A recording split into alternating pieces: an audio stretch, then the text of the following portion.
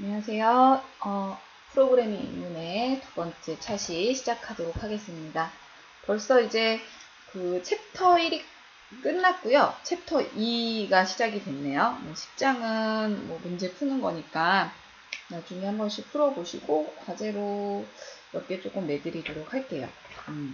우선 오늘은 11장 254페이지 펴주시고요. 254페이지 이제 배열에 대한 내용이 나옵니다. 챕터 2에서는 이제 중요한 게 배열 그리고 포인터라는 개념이 나옵니다. 그래서 이 하나를 떼놓고 보면은 뭐 괜찮은데 얘네들을 이제 배열을 응용한 포인터, 포인터를 응용한 뭐 연산자, 뭐 기타 등등 이렇게 왔다 갔다 함수를 또 이용하게 되면 약간 그때부터 멘붕이 조금 오세요. 그래서 정확하게 이제 배열이 뭔지 포인터가 무엇인지 이렇게 딱딱 끊어서 잘 이해를 해두시는 게 사실상 중요한 것 같습니다. 254페이지에는 이제 배열을 이해하고 배열의 선언과 이제 초기화를 하는 방법들을 좀 알려드릴게요. 오늘 같은 경우에는 배열이 뭔지 좀 설명해드리고 그리고 어떤 식으로 초기화가 이루어지는지 정도만 보여드리고 마무리하도록 하겠습니다. 많은 내용은 안 하려고 해요. 우리가 1학년이니까 아직. 배열이 뭘까라고 봤을 때 배열은 다수의 변수 선언을 용이하게 하기 위해서 배열이라는 걸 사용한다라고 되어 있습니다. 그래서 배열의 경우에는 우리 변수 선언 많이 해봤죠. int형에 add라는 이름으로 하나 만들어서 나 변수는 뭘로 할까? 바로 잘못 넣었죠. 10으로 할 거야. 아니면 플롯형, 더블형, 캐릭터형 해가지고 문자, 숫자 모두 다 사용이 가능했어요. 이런 형식으로 넣을 수 있었는데 얘는 하나씩밖에 못 넣잖아요. 하나의 변수 이름에 하나의 값 데이터만 담아둘 수 있기 때문에 나는 하나의 이름으로 10도 넣고 20도 넣고 30도 넣고 혹은 이렇게 문자열도 넣고 싶어.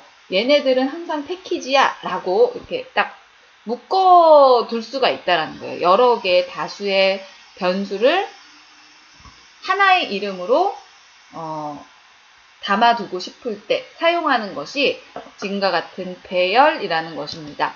오늘은 2차원 배열 정도로만 공부하겠지만 조금 더 들어가게 되면 이제 3차원 배열이라고 해서 데이터를 막 이렇게 몇 바이 몇이에요, 얘가? 4바이 4죠? 4바이 4 형식으로 이렇게 막 3차원 배열부터 시작해서 막 다양하게 하나의 얘네들을 안쪽에 데이터로 다 이렇게 집어 넣어놓고 얘 이름을 어레이로 하겠다.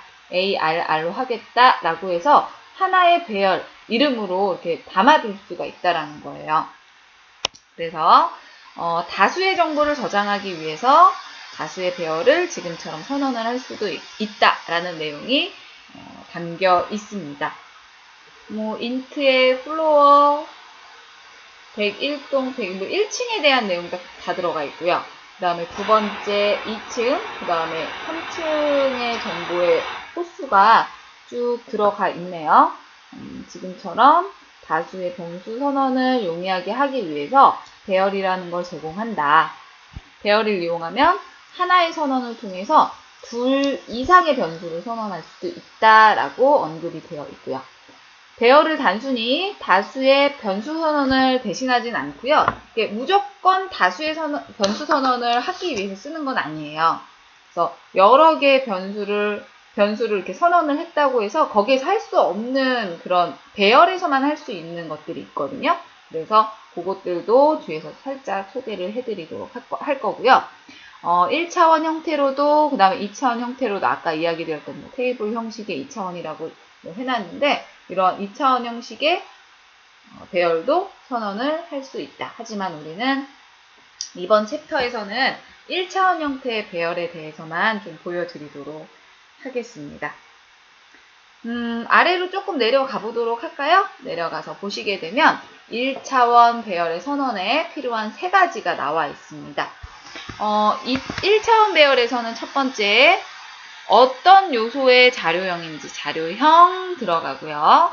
그리고 원, 딤, 어레이라고 해서 배열의 이름이겠죠. 우리 함수 선언할 때도 거의 비슷했어요. 그리고 그 뒤에는 이 중괄호 안에는, 그러니까 꺽쇠 괄호 안에는 배열의 길이가 들어갑니다. 배열의 길이 4라고 되어 있으면은 4개짜리구나 라고 볼 수 있는 거예요. 근데 인트형은 보통 4바이트라고 했잖아요. 그러면 얘의 전체 길이가 아니라 크기는 어떻게 될까요? 크기는 4바이트짜리가 4개 들어가 있으니까, 그쵸? 4, 4, 16, 크기는 16바이트가 되는 거예요. 길이는 4칸짜리니까 4고요. 그리고 크기는 뭐 보통 인트형은 4바이트였죠. 앞에서 공부하셨잖아요. 그래서 뭐 보시다시피 지금과 같이 들어가게 됩니다. 그래서 필요한 건 3가지다.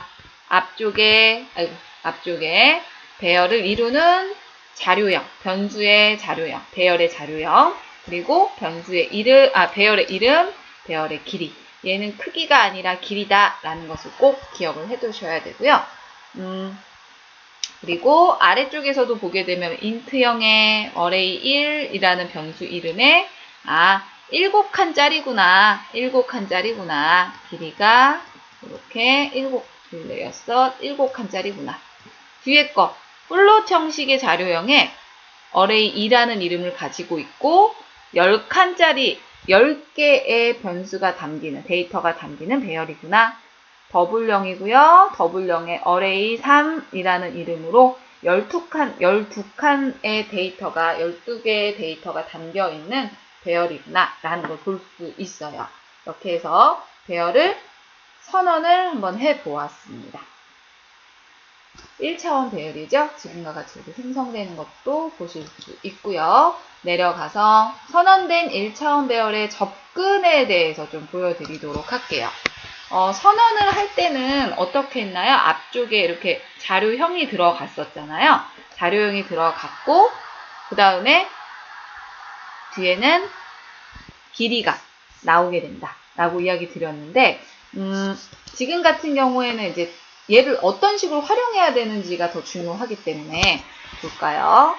보시면 나 ARR이라는 이 배열의 0번째 0이라고 되어 있네요. 이제 만약에 내가 4칸짜리 배열을 하나 만들었어요. ARR이라는 배열을 하나 만들었습니다.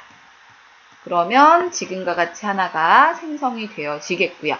인트형으로 해볼까요? 인트형으로 이렇게 들어가게 되면은 4칸짜리가 만들어지고 길이는 4칸이지만 여기에는 그 위치의 번호라는 게 있습니다. 그것을 인덱스라고 합니다. 인덱스 넘버라고 하는 것들을 이제 많이 쓰게 되실 텐데 이제 배열을 쓰게 되면 인덱스 번호가 여기가 1번이 아니라 0번부터 시작해요. 0번, 1번, 2번, 3번이 되어지겠죠. 그래서 첫 번째 array ARR의 0번째 인덱스에는 여기는 배열의 위치가 되겠습니다. 배열의 위치 0번째이지만 사실상 첫 번째 칸을 의미하는 거겠죠. 그리고 10을 저장해라. 그러면 0번째 첫 번째 10이 딱 들어갑니다. 두 번째 ARR이라는 이 배열의 첫 번째 인덱스, 사실상 두 번째죠. 여기에는 12를 넣어줘라. 그리고 ARR의 두 번째 인덱스에는 25를 넣어줘라. 라고 해서 하나씩 이렇게 들어가 주는 거예요. 하나씩 집어넣는 그러한 형식으로 보시면 되겠습니다. 그래서 지금과 같이 하나씩 집어넣어 주시고 이거를 뭐 이렇게 뭐예요? 말로 풀어서 쓰면은 플러스 1번째 요소에 0번부터 시작하니까 뭐 어떤 것을 저장해라 라고 일반화 해주시면 되겠습니다. 소스 코드를 보게 되면은 여기에 그 ARR에 요거는 뭐예요? 선언을 한 거죠. 빈 배열이 이렇게 다섯 칸짜리가 하나, 둘, 셋, 넷, 다섯 칸. 다섯 칸짜리의 배열이, 인트형 배열이 하나 완성이 되었고요.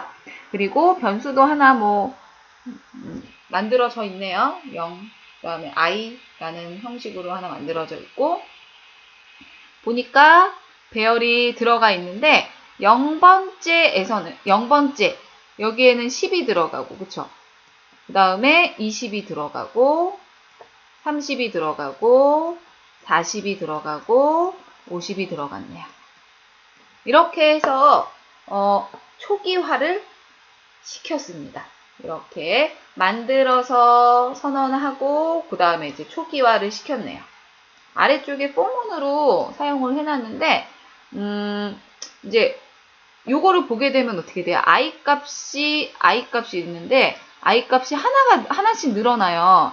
ar에 요 위치 값이 i 값으로 들어가 있죠. 그래서 위치에 들어가 있는 데이터를 썸으로 그냥 총 개를 구해놨네요. 그쵸? 그러면 어떻게 될까? 0일 때 0이 먼저 들어가고 초기 값이 0으로 되어 있으니까 arr 0. 그 다음에 arr 1. 그 다음에 또 순서대로 그냥 번거롭지만 3. 그 다음에 4까지 들어가겠죠. 4까지 이렇게 반복이 되어지면서 포문으로 돌아가는데 첫 번째 0 들어갔을 때 요 값을 의미하는 거니까 arr 0 값은 10이잖아요. 그쵸? 그래서 10을 더하고 그 다음에 요 값은 20이니까 10 더하기 20 해서 30. 또 여기에는 40 해가지고 어찌됐건 합계는 150이 나올 거예요. 이거를 딱 관찰을 했을 때 어떤 것이 떠오르시나요? 뭐가 딱 떠오르나요? 이 배열은 순차적인 접근이 가능하다라는 것을 먼저 딱 떠올리시면 성공하신 겁니다. 이게 순서대로 들어가 있는 거 기차 형식으로 순차적으로 이렇게 접근할 수 있다라는 것이 배열의 가장 큰 장점이 되겠습니다. 그렇기 때문에 지금과 같이 포문과 같이 반복문을 응용해서 쓰실 수 있고요. 그래서 이렇게 해서 순차적 접근이 가능하다라는 내용이 256페이지에서 257페이지에 걸쳐서 나와 있습니다. 257페이지 하단에 보게 되면은 위에서는 이제 1차원 배열을 선언을 하고 그 다음에 그 안에 데이터를 집어넣는 형식으로 보여드렸는데 257페이지에서는 배열을 선언과 동시에 초기화하는 예에 대해서 언급이 되어 있습니다. 내려가 보도록 할게요. 요거 소스 코드는 잘 이해되시죠? 잘 이해되셔야 하고요. 내려가서 선언과 동시에 초기화하는 그러한 예를 좀 보여드리도록 할게요. 좀 심플해요. 얘는 크게 어려운 부분 없이 보실 수 있으시고요. 보게 되면은 int의 array 1이라는 이름의 배열을 하나 만들었고 5칸짜리네요. 그리고 중괄호 안에 배열의 인덱스에 넣을 값들을 하나씩 집어넣습니다. 그러면 5칸짜리니까 당연히 하나씩 이렇게 차곡차곡 들어가겠죠. 0번째부터 4번째까지. 여기에서 이제 요걸로 좀 볼까요? 요거는 당연한 거고, 그쵸? int형의 array 3을 하나 만들었어요. 3을 만들어서 똑같이 5칸짜리를 만들었는데, 이렇게 만들었는데, 1과 2만 넣었네, 이제는. 인덱스에 배열에 들어갈 값이 부족하게 되죠. 당연히 앞쪽부터 채워 넣어지고요. 부족한 부분은 0으로 채워집니다. 쓰레기 값이 들어갈 수도 있고요. 그거는 코드를 어떻게 짜는지에 따라서 달라지겠지만 부족한 부분은 0으로 채워지거나 사실 쓰레기 값으로 채워진다라고 경우에 따라 다르겠지만 그렇게 이해하고 계시면 될 것 같고요. 네, 세 번째 경우 array 2라는 이름의 배열을 만들었고 빈 배열을 선언을 했어요. 그쵸? 그리고 인덱스를 1부터 7까지 이렇게 넣었네요. 7개 넣었네요. 그러면 컴파일러가 얘를 돌렸을 때 길이를 어떻게, 길이 정보가 생략이 돼 있잖아요. 생략이 돼 있을 때는 얘가 알아서 컴파일러가 자동으로 길이 생성을 해서 7이라는 이 어레이의 길이 정보를 채워 넣어줍니다. 뭐 크게 문제될 거 없죠. 그래서 나중에 우리 뭐 자료구조 같은 데서 동적 할당이라는 걸, 배열의 동적 할당이라는 걸 하거든요. 그래서 배열의 길이가 늘어났다, 줄어났다, 뭐 데이터가 없었다가 하나가 빠지고 하나가 뭐 늘어나고 하는 경우가 있을 거예요. 그런 것들을 하기 위해서 이렇게 빈 배열을 선언을 해놓고 데이터를 넣었다 뺐다, 뭐 삭제했다가 다시 추가했다 라는 형식으로 쓸 수 있는 겁니다. 사실상 얘는 리스트, 뭐 자바나 이런 데에서는 리스트라고 하죠. 배열 보여드렸고요. 배열의 초기화, 뭐 선언 초기화에 대한 소스 코드가 언급이 되어 있는데요. 뭐 당연히 좀 볼게요. 위에서 설명드렸던 내용들이 나와 있는데 크게 해서 보여드릴까요? 이렇게 해서 보게 되면은 얘네들은 뭡니까? 예, 어레이 1, 어레이 2, 어레이 3으로 해서 인트 자료형이 들어가 있으니까 당연히 배열이 선언되었구나. 선언과 동시에 초기화가 되었구나. 얘는 뭐 7로 이렇게 자동으로 컴파일러가 배열의 길이를 설정을 해줄 거고요. 그 다음에 얘는 뭐 000으로 이렇게 데이터 값이 0값으로 채워 넣어질 것이고 프린트 F로 지정을 해놨네요. 얘네들 어레이 1의 크기, 어레이 2의 크기, 어레이 3의 크기를 size of라는 함수를 이용해서, 연산 함수를 이용해서 어레이 1을 찍어보면은 size of는 뭐다? size of는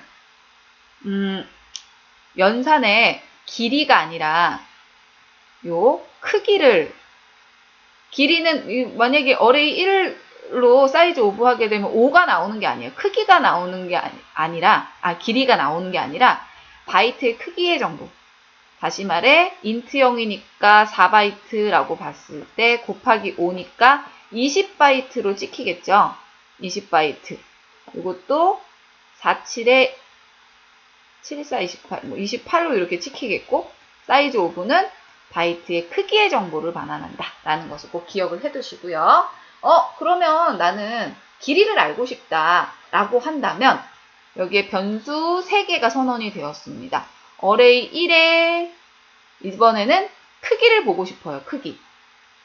죄송해요. 길이를 몇 개짜리인지 보고 싶다. 어레이 2의 크기, 길이, 그 다음에 어레이 3의 길이, 랭스, 길이를 보고 싶다. 몇 개짜리인지 보고 싶으면 요거 지금 사이즈 오브 나왔죠? 값 나왔으니까 요 만약에 20바이트 나누기 사이즈 오브 인트의 20바이트는 4라고 그냥 나오겠죠. 4 나누기 20 해서 얘는 길이가 5구나 라고 나올 거예요. 굉장히 배열의 길이 구할 때 자주 사용되어지는 계산식이니까 얘도 알아두시면 좋을 것 같네요. 그리고 배열이기 때문에 포문을 순차적 접근 가능하다고 이야기 드렸잖아요. 순차적 접근이 이루어진 포문 이렇게 살펴보셔서 한 번씩 찍어보시면 되겠네요. 얘는 다 같은 거죠? 같은 내용이에요. 같은 내용. 얘는 어레이 1, 어레이 2, 어레이 3에 대한 그 순차적 접근이기 때문에 이것만 이렇게 보시고 한 번씩 찍어보시면 아주 크게 문제 없이 살펴볼 수 있겠습니다. 그래서 다수의 변수라면 반복문을 통해서 순차적 접근이 사실상 접근이 불가능하다라고 되어 있기도 합니다. 그래서 다수의 변수라면 반복문 통하는 것이 좀 힘들고요. 지금처럼 배열이기 때문에 가능한 이런 순차적 접근이 가능한 그러한 예를 보여드렸고요. 얘네들이 하나하나씩 이렇게 따로따로 떨어져 있다면 이게 순차적 접근이 당연히 불가능하다라는 내용의 자료가 되겠습니다. 어떻게 괜찮으셨나요? 여기까지가 이제 배열을 선언을 하고 그 다음에 만들어 쓰고 접근하는 방법, 초기화하는 방법까지 이야기를 해드렸고요. 여기까지가 우선은 저의 할당량이었습니다. 앞부분에 그 뒤에 260페이지에 배열 선언하고 그 다음에 접근하고 초기화하는 내용 1번, 2번 있으니까요. 이것도 좀 꼼꼼하게 풀어서 학습을 해보시고요. 저희는 다음 시간에 261페이지 배열, 문자열, 변수로 지금은 숫자로만 제가 정수로만 보여드렸지만 문자열로 접근하는 거, 문자열과 혼합해서 쓰는 거, 그리고 이제 포인터의 개념, 살짝 이제 개념까지 알려드리도록 할게요. 저의 할당량은 12장까지 조금 더 나아간다면 13장에 포인터 배열 이렇게 같이 쓰는 것까지 나가는 것이 목적인데 우선 하는 데까지 학습을 해보도록 할게요. 중요한 내용이니까 이야기 드렸듯이 여러 번 반복해 보시고요. 저희는 여기까지 하겠습니다. 수고하셨고요. 저희는 다음 차시에서 다음 주차에서 보도록 할게요. 수고하셨습니다.